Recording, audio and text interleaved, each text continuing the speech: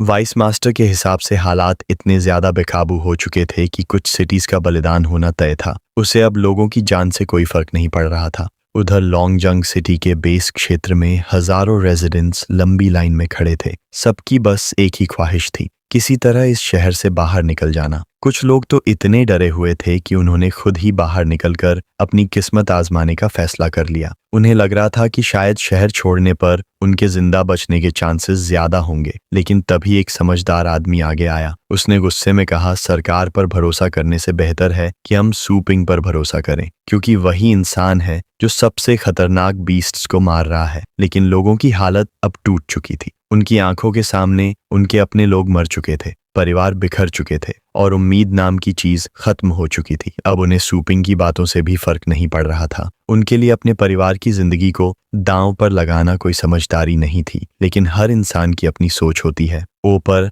आसमान से सूपिंग ये पूरा दृश्य देख रहा था और अब वो पिनेकल टावर की असली मंशा समझ चुका था, पर और जानबूझकर उनकी मदद नहीं भेज रहा था। इसका मतलब साफ था, वो चाहते थे कि लॉन्गजंग सिटी खत्म हो जाए और साथ ही सूपिंग की मैनेजमेंट और लीडरशिप को भी फेलियर साबित किया जाए। लेकिन सूपिंग ने मन ही मन कसम खा ली, वो किसी भी हालत में ऐसा नहीं होने देगा। इसीलिए उसने फैसला किया कि अब वो अपनी सारी रिसोर्सेज इस अंतिम युद्ध में झोंक देगा। लेकिन सबसे बड़ी चिंता अभी सिविलियंस की सेफ्टी थी। पूरा शहर धीरे धीरे टूटता जा रहा था, लोगों को संभालना जरूरी था। तभी सूपिंग अचानक आसमान से नीचे उतरा। उसकी मौजूदगी ने तुरंत सबका ध्यान अपनी तरफ खींच लिया। सबसे पहले उसने लोगों के दर्द को समझा। उसने कहा, मैं जानता हूं तुम सबने क्या खोया है, लेकिन शहर के बाहर जाना सीधे मौत को गले लगाने जैसा है। इसके बाद सूपिंग ने अपने हाथ से एक विशाल स्क्रोल निकाला और अगले ही पल उसने शहर के हर एक हाउस होल्ड को डिवाइन वेपन्स देने की घोषणा कर दी। ये कोई साधारण हथियार नहीं थे, ये सभी 9th rank supreme artifact level के टॉप टियर इक्विपमेंट्स थे। और सबसे चौंकाने वाली बात, सूपिंग ये सब मुफ्त में देने वाला था। जो भी इस लड़ाई में शहर के लिए लड़ेगा उसे ये डिवाइन वेपन्स मिलेंगे। इतना ही नहीं, हर मॉन्स्टर को मारने पर लोगों को कॉइन्स और बाउंटी रिवॉर्ड्स भी दिए जाएंगे। अब लोगों के अंदर धीरे धीरे लड़ने की इच्छा जागने लगी। लेकिन सूपिंग यही नहीं रुका। उसने आगे कहा, शहर की सभी बड़ी फैमिलीज इन वॉरियर्स को स्पेशल टेक्निक्स और ट्रेनिंग सर्विसेज भी देंगी। इसका मतलब था साधारण लोग भी अपनी ताकत बढ़ाकर सोसाइटी में ऊंची जगह हासिल कर सकते थे। लोग अब पहली बार उम्मीद महसूस करने लगे थे। लेकिन तभी भीड़ में से एक आदमी बोला, यहाँ बहुत कम लोग पेट वॉरियर ब्लड लाइन वाले हैं, बाकी लोग कैसे लड़ेंगे? जो पेट वॉरियर्स नहीं हैं उनका क्या होगा? लेकिन सूपिंग इस सवाल के लिए पहले से तैयार था। उसने शांत आवाज में कहा, मैंने उसके बारे में भी सोच लिया है। जो लोग इस युद्ध में योगदान देंगे उन्हें मौजूदा स्लम्स से निकालकर अपर सिटी एरिया में बसाया जाएगा, जहां बेहतर जिंदगी, बेहतर रिसोर्सेज और सुरक्षित भविष्य उनका इंतजार करेगा।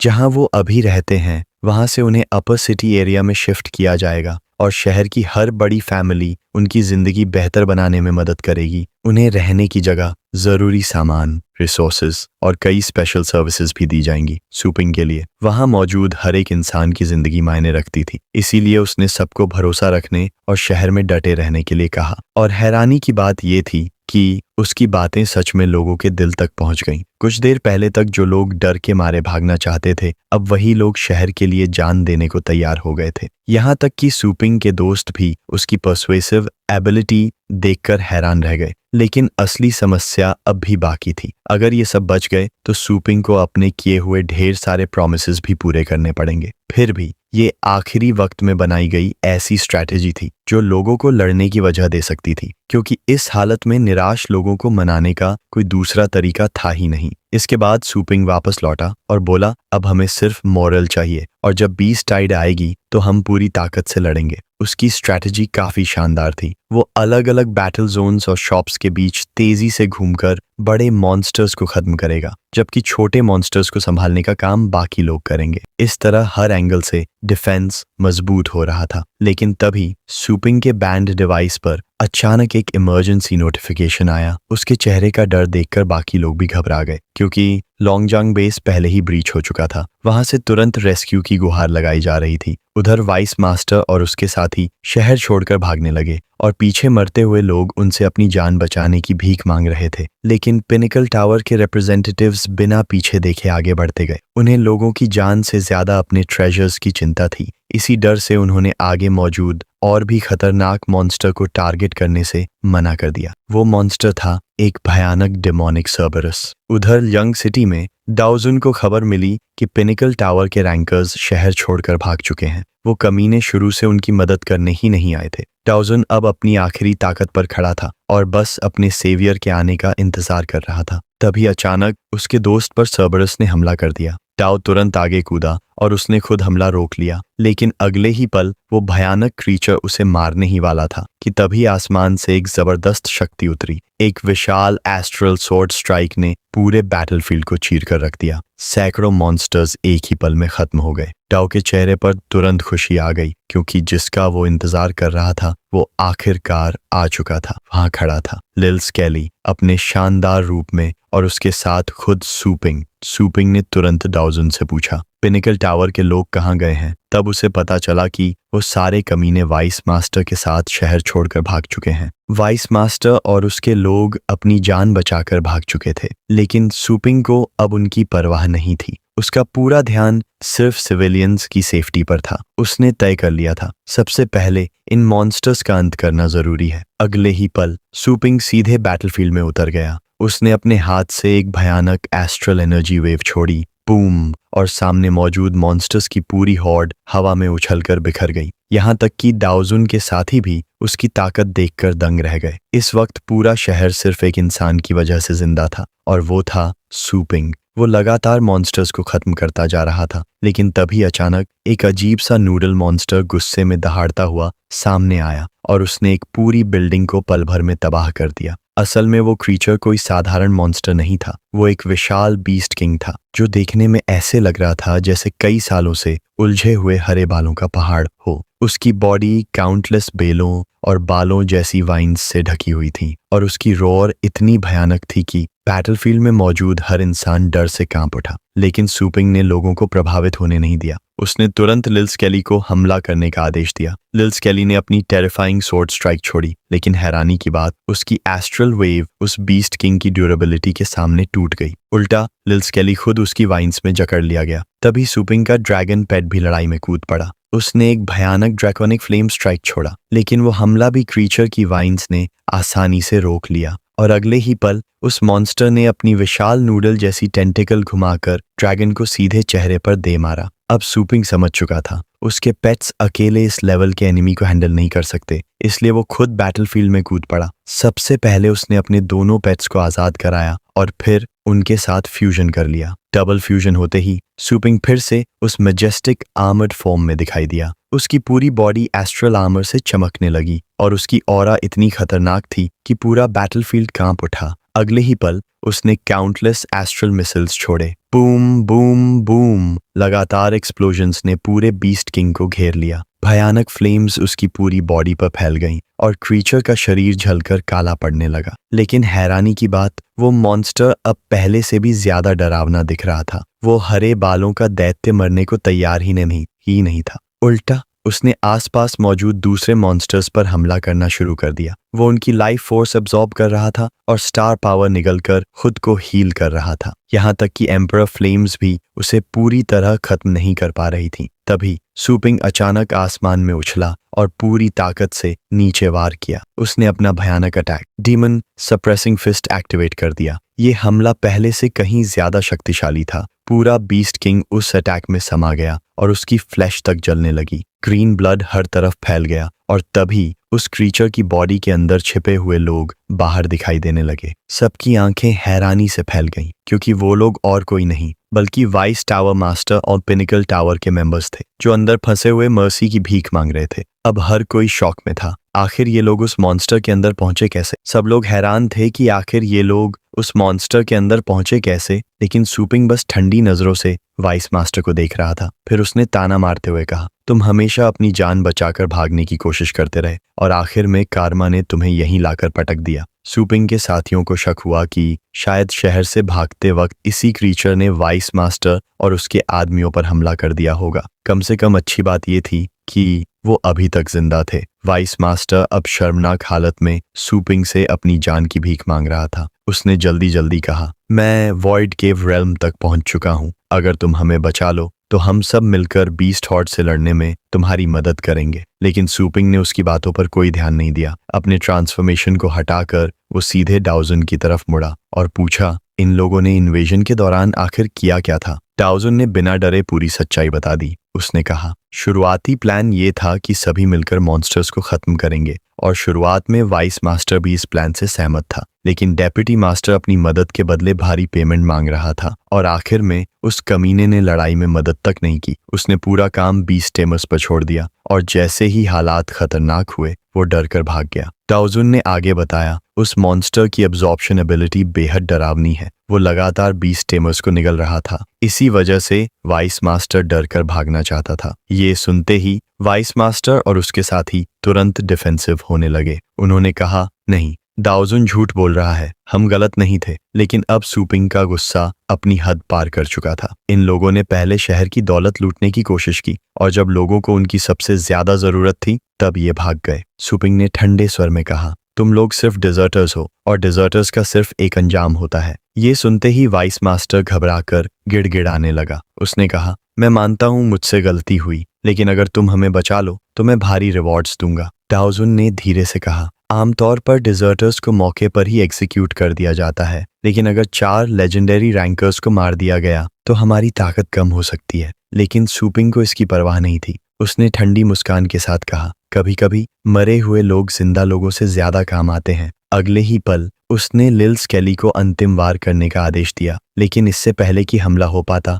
वो बीस्ट किंग अचानक पागलों की तरह दहाड़ उठा। बूम! भयानक शॉक वेव्स ने सबको दूर उड़ा दिया। क्रीचर ने तेजी से घूमती हुई एनर्जी वेव्स छोड़ी और अपने चारों तरफ विशाल पत्थर की दीवारें खड़ी कर दी। असल में वो भागने की कोशिश कर रहा था, लेकिन सूपिंग उसे जिंदा छोड़ने वाला नहीं था। वो बिजली की गति से उसके पीछे दौड़ा। उधर लिल स्केली भी लगातार अटैक्स कर रहा था और बीस्ट किंग बस खत्म होने ही वाला था। लेकिन इसी बीच अंदर फंसा वाइस मास्टर चिल्ला चिल्ला कर खुद को महान दिखाने की कोशिश कर रहा था, मानो इस लड़ाई में सबसे बड़ा योगदान उसी का हो। लेकिन असली सच्चाई कुछ और थी। वो जानबूझकर अपनी एनर्जी उस बीस्ट किंग को अब्सॉर्ब करने दे रहा था ताकि मॉन्स्टर और ज्यादा ताकतवर बन जाए और वहां मौजूद सभी लोग मारे जाएं। ये देखकर डाउजन का खून खौल उठा। उसने गुस्से में कहा, तुम लेजेंडरी वॉरियर्स के नाम पर कलंक हो। तुम जैसे इंसान को वॉरियर कहलाने का भी हक नहीं है। उस बीस्ट किंग ने वाइस मास्टर की एनर्जी अब्सॉर्ब करके और भी ज्यादा खतरनाक एस्ट्रल एनर्जी हासिल कर ली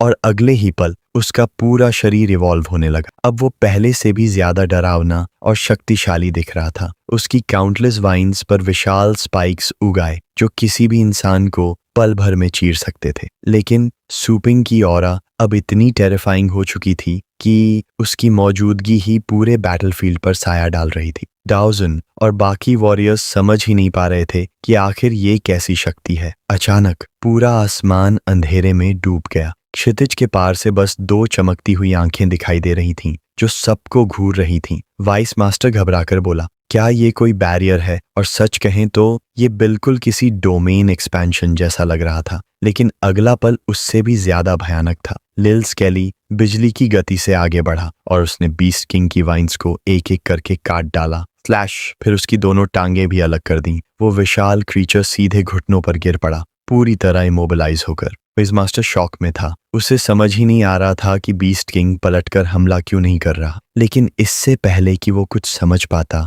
अचानक स्विश! एक काली चमक बैटलफील्ड से गुजरी और अगले ही पल वाइस मास्टर और उसके साथियों की जान खत्म हो गई। उनके शरीर वहीं कटकर गिर पड़े। उसी समय पूरा अंधेरा भी धीरे धीरे गायब होने लगा और साथ ही वो बीस्ट किंग भी खत्म हो गया। युद्ध का वो भयानक हिस्सा आखिरकार समाप्त हो चुका था। सूपिंग ने धीरे से अपनी एबिलिटी वापस ले ली। बाकी लोग अब भी शॉक में थे। उन्हें समझ नहीं आ रहा था कि उसने वॉइड लेवल मॉन्स्टर को इतनी आसानी से कैसे मार दिया। तब सूपिंग ने बताया, ये एबिलिटी उसे सॉर्सरर ट्राइब के वू क्लैन से मिली थी। यह सुनते ही बाकी लोग उसकी और भी ज्यादा तारीफ करने लगे। लेकिन लड़ाई अभी खत्म नहीं हुई थी। दूर से और भी मॉन्स्टर टाइड्स शहर की तरफ बढ़ रही थीं। डाओजुन तुरंत अपनी तलवार संभालकर अगले युद्ध के लिए तैयार हो गया। उधर सुपिंग ने लिल स्केली की तारीफ की और उसे सोल पोजेशन इस्तेमाल करने का आदेश दिया। फ्यूजन प्रोसेस के दौरान सुपिंग इस एबिलिटी को एम्पलीफाई कर सकता था, जिससे स्केली की शक्ति दोगुनी हो जाती थी।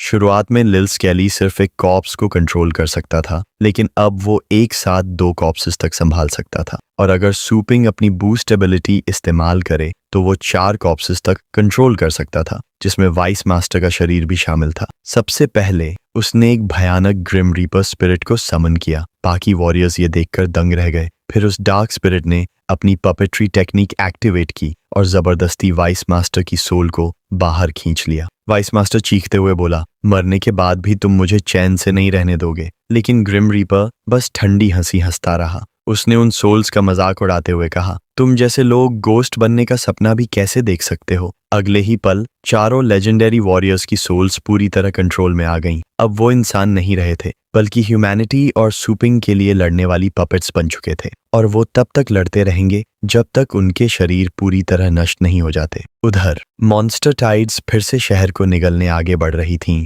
और डाओ जुन के साथ बाकी लेजेंडरी रैंकर्स अंतिम युद्ध के लिए तैयार खड़े थे। बाकी सभी वॉरियर्स भी अब पूरी ताकत से मॉन्स्टर टाइड का सामना करने के लिए तैयार खड़े थे और सुपिंग को अपने प्लान पर पूरा भरोसा था। अगले ही पल वाइस मास्टर का अनडेड बॉडी हवा में उठा और उसके हाथ में वॉइड बेन सोर्ड प्रकट हो गई। उसने सिर्फ एक ही बार में मॉन्स्टर्स की पूरी हॉर्ड को खत्म कर डाला। साधारण वॉरियर्स ये देखकर पूरी तरह स्टन रह गए, क्योंकि ये वही सीक्रेट आर्ट थी जिसे उस बूढ़े वाइस मास्टर ने पहले कभी ऑर्डिनरी मॉन्स्टर्स के खिलाफ इस्तेमाल ही नहीं किया था। मतलब वो शुरू से अपनी असली ताकत छुपाकर बैठा था। उधर बाकी 3 लेजेंडरी रैंकर्स की पपेट्स भी युद्ध में कूद पड़ी। उनमें से एक तो ग्रीन लैंटर्न जैसी ताकत से पंचेस बरसा रहा था, जबकि बाकी 2 टिपिकल मेज स्टाइल में स्पेल्स चला रहे थे। पूरा बैटलफील्ड अब उनकी शक्ति से कांप रहा था। वॉरियर्स हैरान थे, क्योंकि मॉन्स्टर टाइड सच में पीछे धकेली जा रही थी। डाओ जुन गुस्से में बोला, इन लोगों ने अपनी सर्वाइवल के लिए कितनी टेक्निक्स छुपा कर रखी थीं। ये लेजेंड्स कहलाने लायक नहीं है। लेकिन सुपिंग सिर्फ एक बात से दुखी था, उनकी पेट्स के साथ बॉन्ड टूट चुका था, वरना वो उन बीस्ट्स को इस्तेमाल करके पूरी मॉन्स्टर स्वॉर्म को खत्म कर सकता था। उधर लॉन्गजंग सिटी के आम लोग असल सच्चाई नहीं जानते थे। उन्हें सच में लग रहा था कि वाइस मास्टर अपनी मर्जी से शहर के लिए लड़ रहा है। कुछ लोगों ने दूर से सुपिंग की सिलुएट भी देख ली और फिर उन्होंने सोचा शायद सुपिंग ने ही वाइस मास्टर और बाकी लेजेंड्स को लड़ने के लिए मना लिया होगा। आखिरकार पूरी बीस्ट टाइड खत्म कर दी गई। लॉन्गजंग सिटी ने बड़ी मुश्किल से अपनी जीत हासिल कर ली। डाओ जुन ने सुपिंग की तरफ देखकर कहा, अगर तुम नहीं होते तो ये शहर आज खत्म हो चुका होता। लेकिन सुपिंग ने सारा क्रेडिट अपने साथियों को दिया। उसने कहा, तुम लोगों ने फ्रंट लाइन संभाल कर मौका बनाया, वरना मैं कुछ नहीं कर पाता। लेकिन अब उसके पास रुकने का समय नहीं था। उसे दूसरे शहरों में भी लोगों की जान बचाने जाना था। तभी जाने से पहले मेयर उसके पास आया। उसने कहा, मैंने सब कुछ अपनी आंखों से देखा है और अब बेस सिटी के पास कोई कमांडर नहीं बचा। अगर जल्दी लीडरशिप नहीं मिली